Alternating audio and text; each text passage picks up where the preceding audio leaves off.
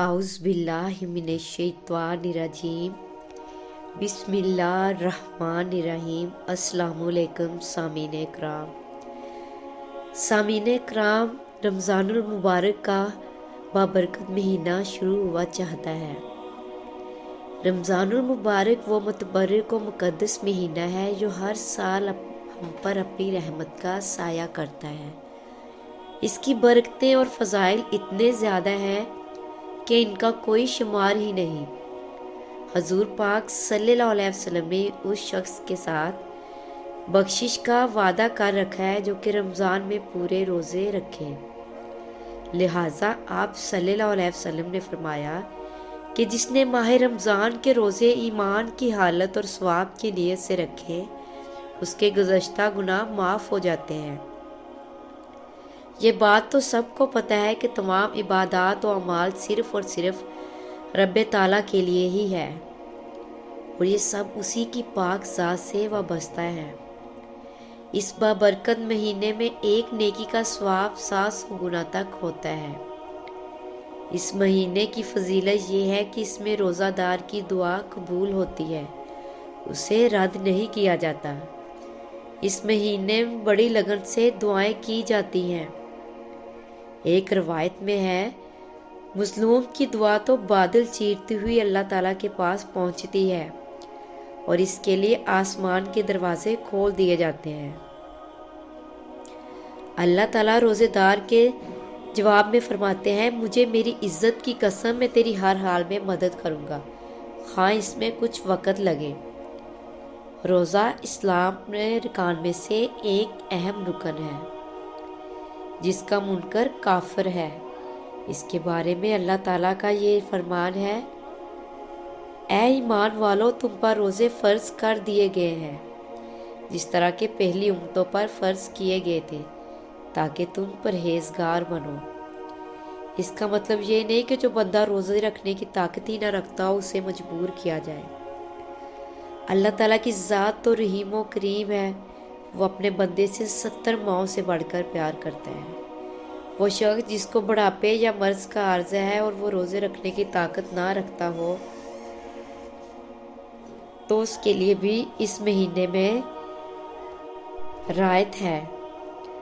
फरमाया गया है कि जो रोज़े की ताकत ना रखता हो तो अल्लाह ताला की ज़ात तो रहीम व करीम है, वो अपने बंदे से 70 माओं से बढ़कर प्यार करता है। वो शख्स जिसको बुढ़ापे या मर्ज का आर्ज़ा है और वो रोज़े रखने की ताकत ना रखता, उसको चाहिए कि वो हर रोज़े के बदले एक मस्कीन को खाना खिलाए। रोज़े की हालत में इंजेक्शन लगवाने, ग्लूकोज चढ़ाने, मसों पर दवा लगाने, कान में पानी पहुँचने, सर में तेल लगाने से, आँख में सुरमा और दवा लगाने से, मसवाक करने से, खून निकलवाने से, शिद्दत तकलीफ से, मुंह में दवा लगवाने से और दांत निकलवाने से, लिपस्टिक लगाने से, भूल से खाने से रोज़े नहीं टूटता। अल्लाह ताला ने अपने बंदों के लिए बेशुमार सहूलतें दे रखी हैं। इरशाद रब्बे ताला है, ऐ ईमान वालों, तुम पर रोज़े फ़र्ज कर दिए गए हैं जैसा कि तुमसे पहले लोगों पर फ़र्ज किए गए थे, ताकि तुम परहेज़गार बनो। रमज़ान वो महीना है जिसमें कुरान पाक नाजिल हुआ, जो लोगों के लिए सरचश्मा हदायत और हक़ व बातिल में फ़र्क करने वाली वाज़िया तालीमात पर मुश्तमिल है। आप सल्लल्लाहु अलैहि वसल्लम का फरमान है कि तुम में से बेहतरीन शख्स वो है जो खुद भी कुरान सीखे और दूसरों को भी सिखाए। ये वो मुतबर्रिक किताब है कि अगर पहाड़ों पर नाजिल होती तो खाशियत इलाही से रेज़ा रेज़ा हो जाती, लेकिन इसके बावजूद बहुत से ऐसे दिल हैं जो ज़ंग-ओ-लूद हैं, जिनके दिलों में डर नहीं। अस्तगफिरुल्लाह, अल्लाह ताला उन्हें नेकी की हदायत दे। हजूर पाक सल्लल्लाहु अलैहि वसल्लम ने फरमाया, रमज़ान में सदका सबसे अमाल सब ईमाल से ज़्यादा अफजल है। हज़रत अब्दुल्ला बिन अब्बास रज़ी अल्लाह अन्हु रावी है कि जब जनाब जिब्राइल अलैहिस्सलाम रसालत माब सल्लल्लाहु अलैहि वसल्लम से रमज़ान की हर रात मिलते और कुरान की दोहराई करते, तब आप सल्लल्लाहु अलैहि वसल्लम तेज़ हवा से भी बढ़कर सखी होते थे। आप सल्लल्लाहु अलैहि वसल्लम ने फरमाया है कि बेहतरीन सदका वो है जो रमज़ान में हो। حضرت عائشہ رضی اللہ تعالیٰ عنہ فرماتی ہے میں نے عرض کیا یا رسول اللہ صلی اللہ علیہ وسلم اگر مجھے لیلۃ القدر وقت نصیب ہو جائے تو میں کیا کہوں؟ آپ صلی اللہ علیہ وسلم نے فرمایا یہ دعا پڑھو۔ ترجمہ اے میرے اللہ بے شک تم معاف کرنے والا ہے، بخشش کو پسند کرتا ہے، لہٰذا مجھے بخش دے۔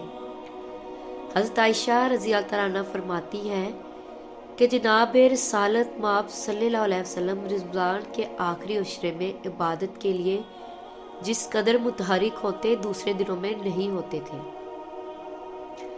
آپ صلی اللہ علیہ وسلم کا ارشاد گرامی ہے جس نے لیلۃ القدر کا قیام ایمان کی حالت اور ثواب کی نیت سے کیا اس کے گزشتہ سارے گناہ معاف کر دیے جاتے ہیں۔ اللہ تعالیٰ کا ارشاد گرامی ہے ہم نے قرآن لیلۃ القدر میں نازل کیا ہے، اے میرے اللہ تو سراپے بخشش ہے، بخشش پسند کرتا ہے، لہٰذا مجھے بخش دے۔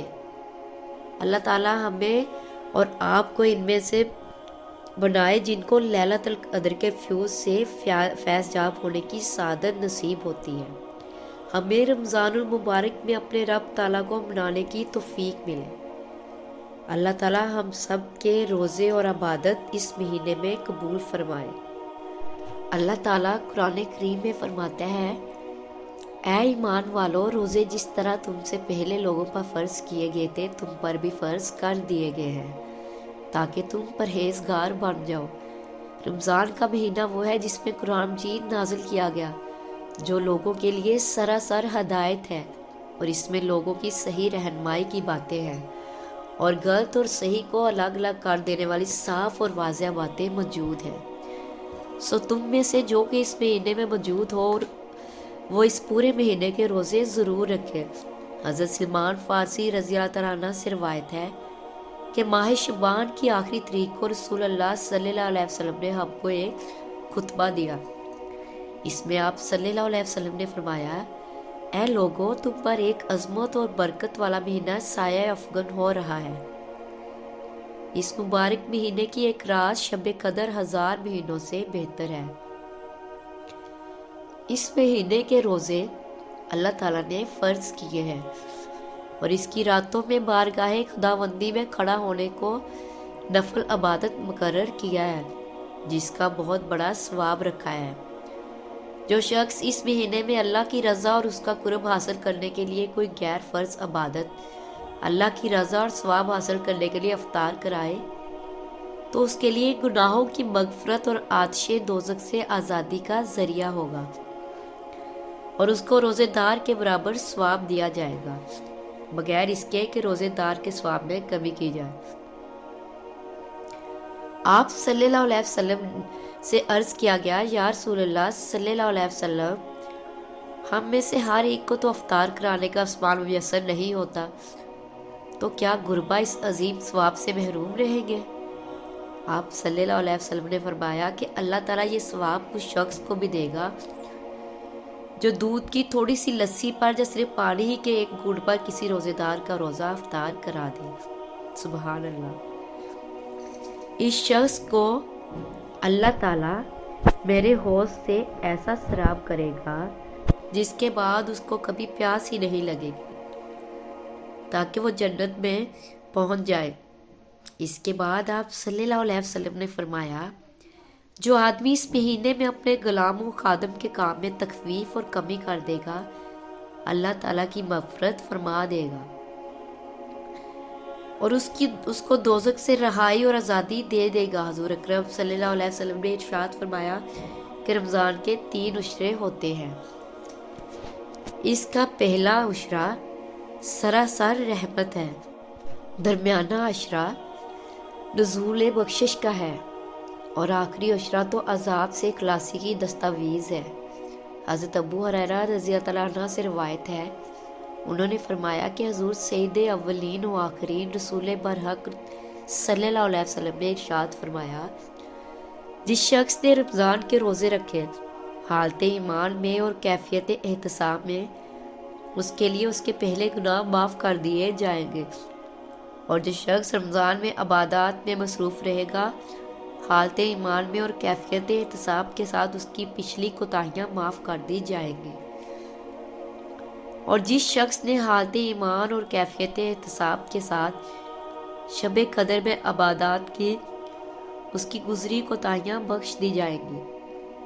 روزہ ایک ایسی عبادت ہے جس کے بارے میں سرکار دو عالم صلی اللہ علیہ وسلم کا ارشاد مبارک ہے کہ اللہ تعالیٰ فرماتا ہے، روزہ میرے لیے ہے اور اس کا اجر بھی میں خود ہی دیتا ہوں۔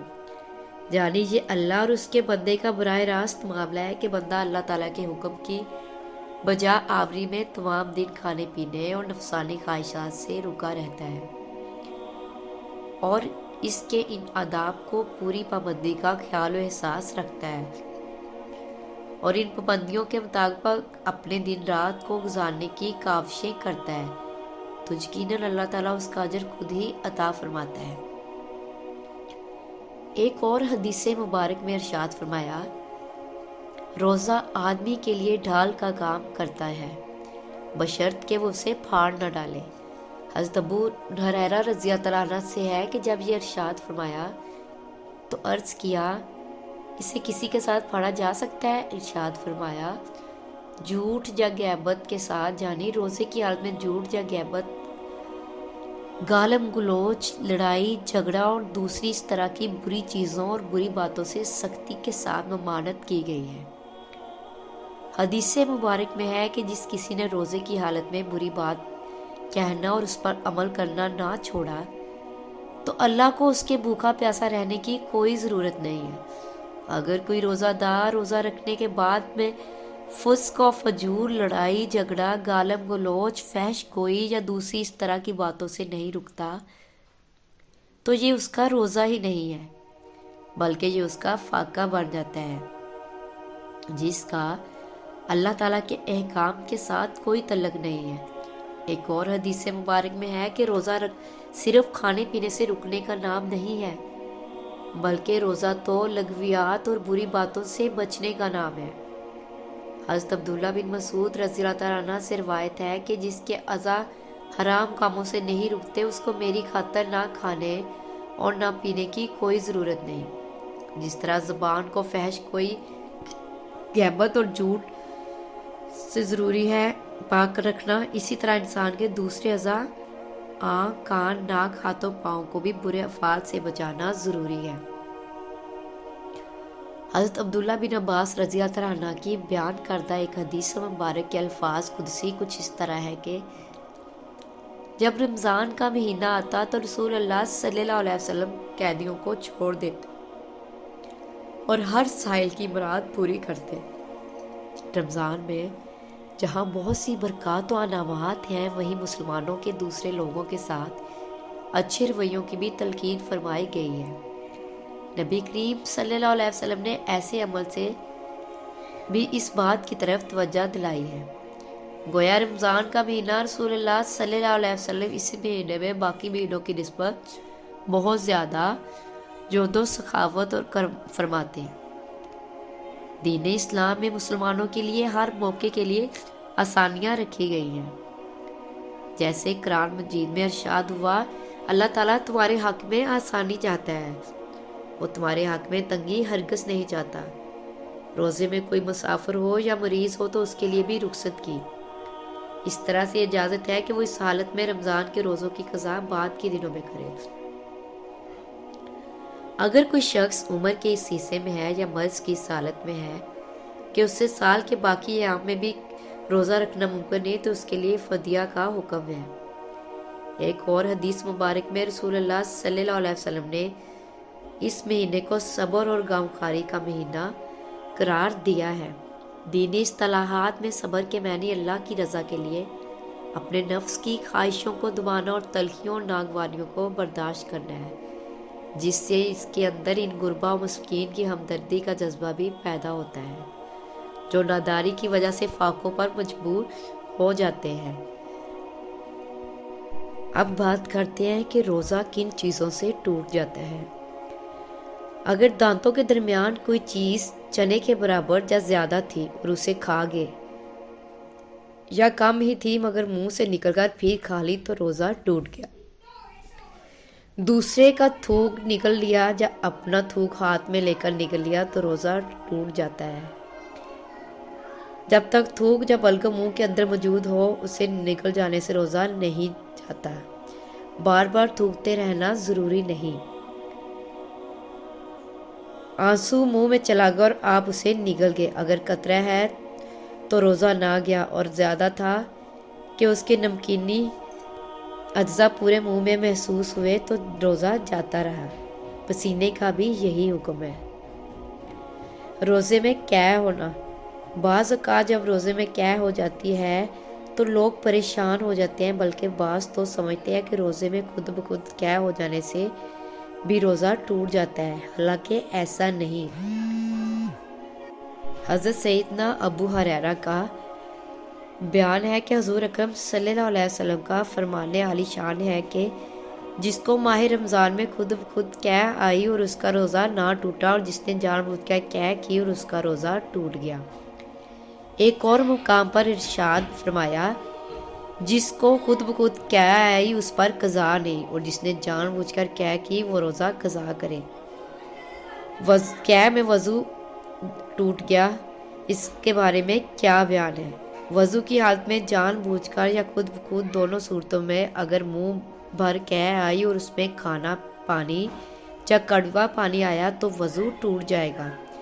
اگر بلغم کی منہ بھر کے قے ہوئی تو وضو نہیں ٹوٹے گا۔